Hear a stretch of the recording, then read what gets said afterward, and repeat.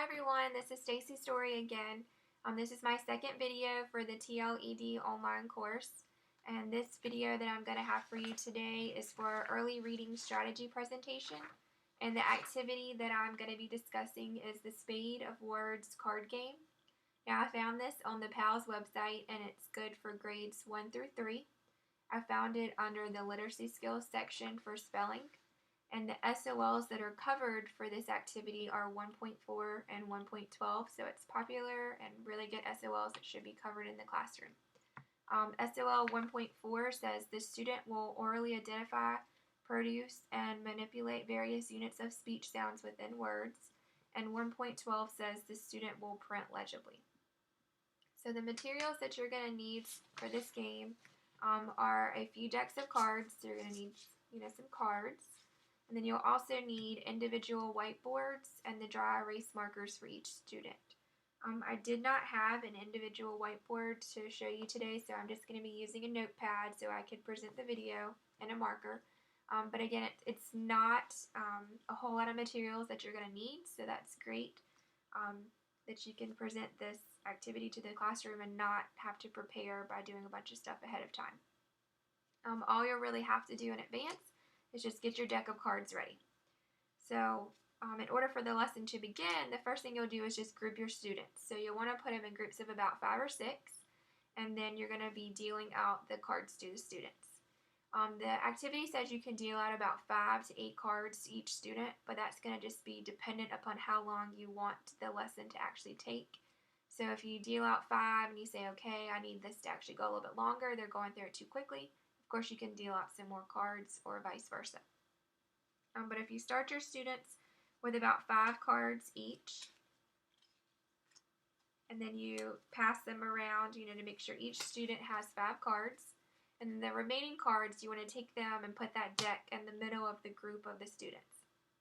And then the very first student, you'll decide who's going to go first, and then what they do is they can filter through their cards, pick the one they want, and they go ahead and they place that card down in the middle for everyone to see. And so everyone in the group is going to have to come up with a word based on whatever card that student just laid down. And so, for example, this student, we're going to say laid down 4 of diamonds. And so based on this card, the group is going to have to come up with a word that has 4 letters, and then the beginning has to start with whatever suits on there. So in this case, it's diamonds.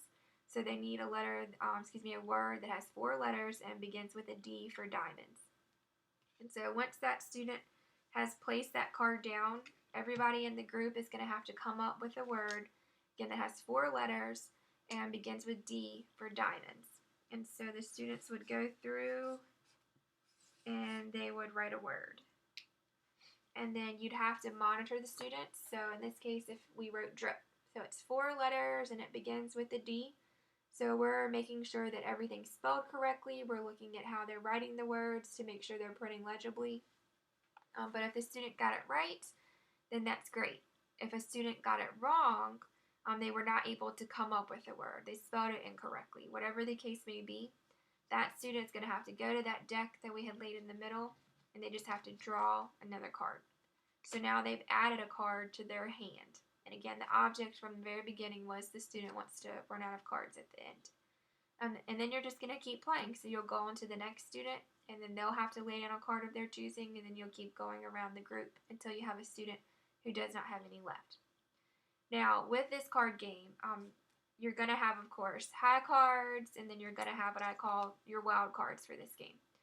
So your kings, your queens, and your jacks you can leave in the deck. If these cards are laid down, again, they're essentially going to be called a wild card, and the student can write any word that they want to, any of the students in the group. Doesn't matter how many letters, doesn't matter what it starts with, it's just simply a wild card. The important thing is that the student came up with a word and they spelled it correctly. So that's what you would just be monitoring if the students laid down one of those cards. Also, we know that the deck can go up pretty high, so it can go up to 10. What you would want to do ahead of time is decide how many letters you want the students to be practicing with. So in this case, I just did 4. So what I would do is sort through my deck, and I'd make sure it only went up to 4. Then I would include my wild cards. and I'd have all the other cards taken out of the deck. And again, that's not many cards that you'd have in there, so that's why I said at the beginning you'd probably need, a bunch of decks of cards to make sure you have enough for each student in the group, and then have enough to put in your deck in the middle of the group as well.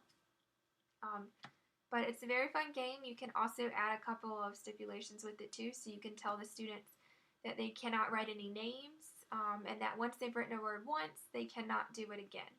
So you can add those rules on there, or you don't have to implement them right away.